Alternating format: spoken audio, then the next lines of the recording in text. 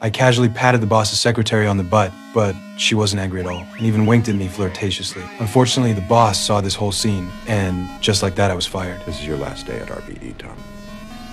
I walked downstairs feeling lost and dejected when I suddenly noticed a man in a suit secretly picking up someone else's suitcase. So I quietly followed him and discovered the elevator he took stopped at the floor where my company was located. I immediately got on the elevator too, and then I discovered something terrifying. He was actually a criminal. He then took the suitcase to the file room to plant an incendiary bomb, planning to burn this place to ashes. I hurried through the hallway, heading to the break room to call the police. But there was another colleague who hadn't left work yet. I quickly explained the situation to him. We then escaped into the elevator, only to find it had been locked. We had to go to the fire escape, but all the exits had been sabotaged by the criminal. So we decided to split up. I told my colleague to get online and call the police, while I went back to my desk to get my phone. But as soon as I got to the hallway, I saw the criminal's shadow, which scared me into running back immediately. My colleague had just connected to the internet when I quickly covered his mouth because the criminal had already followed us in. When he came into the office, the criminal immediately noticed the computer screen was on. I hid under the desk and peeked out to see what was happening. I could see his feet standing right in front of me,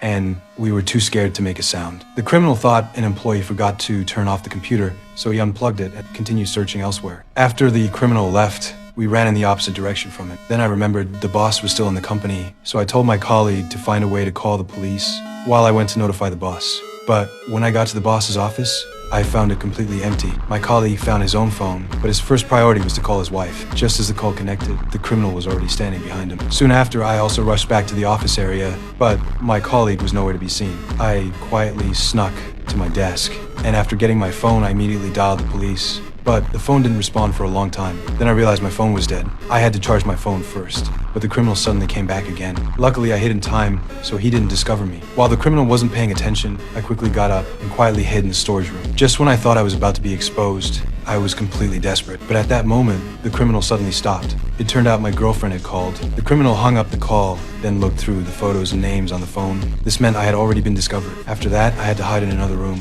I lit a piece of paper on fire and held it up to the smoke detector, but after waiting forever, there was no response. I suddenly noticed someone in the building across from us. I waved frantically at that person, but they didn't notice me, and the criminal was walking toward me.